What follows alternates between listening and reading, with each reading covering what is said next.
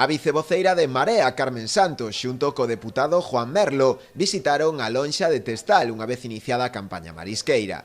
A visita tiña como finalidade coñecer de primeira man a situación do sector, o tempo que trasladarlle as iniciativas que o seu grupo parlamentario ten presentado de cara a mellorar as súas condicións de traballo.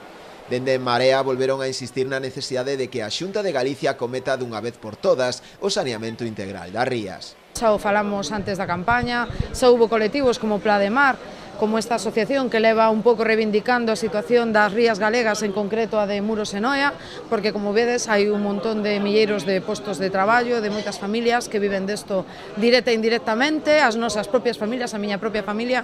Entón vemos con preocupación a falta de iniciativa e de reacción por parte do Goberno da Xunta ante a situación das rías. Na xuntanza mantida con representantes da plataforma Plademar Muros Noia, tratouse tamén o problema do descenso de capturas que se está a observar nas últimas campañas, especialmente a referida á ameixa fina e tamén á babosa, que son as que maior rendemento deixan os mariscadores. Confirmamos que é verdad que é preocupante o descenso das capturas de ameixa fina na ría, a ameixa babosa igual. Hai un avance grande do tema da ameixa japonesa, que é unha ameixa que non é daqui, e que está acabando, por así decirlo, con a ameixa fina, ca ameixa babosa daqui de toda a vida, que está en un descenso moi preocupante.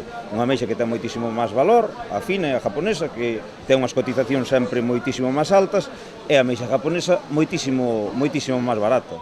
Neste sentido, para En Marea é fundamental que a Xunta artelle liñas de investigación para saber as causas reais deste descenso nas capturas.